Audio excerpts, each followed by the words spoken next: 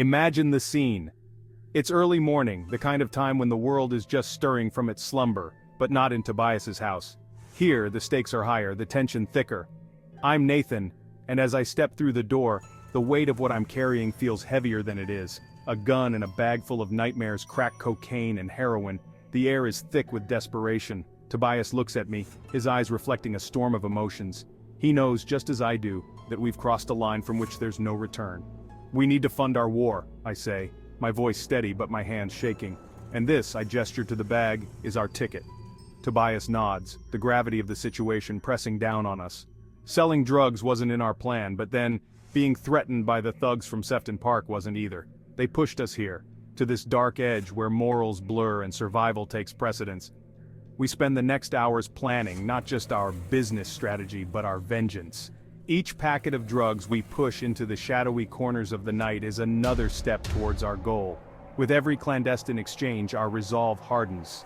We're not just selling, we're recruiting allies, gathering intel, preparing for the onslaught we know is coming. But with every action, there's a reaction.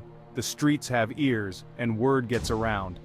It's not long before whispers of our deeds reach the wrong ears. The tension escalates. Every shadow could be an enemy, every car that slows down beside us, a harbinger of doom.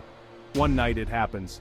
They could come for us, not with words or warnings, but with guns blazing and fists swinging, with chaos, flashes of gunfire, the air thick with fear and anger. When the dust settles, Tobias and I are left standing, but we're not unscathed. The battle lines are drawn deeper, the vendetta more personal. What started as a desperate move to protect ourselves has spiraled into a full-blown war.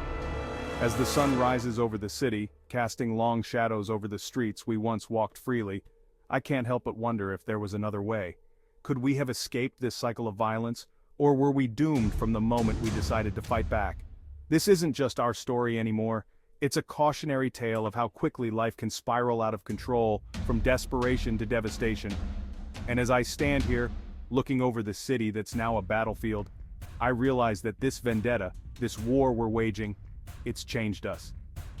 The question now isn't just whether we'll survive, but what we'll become if we do. Stay tuned, and remember, every choice has its shadow, and every war, its casualties. This is just the beginning.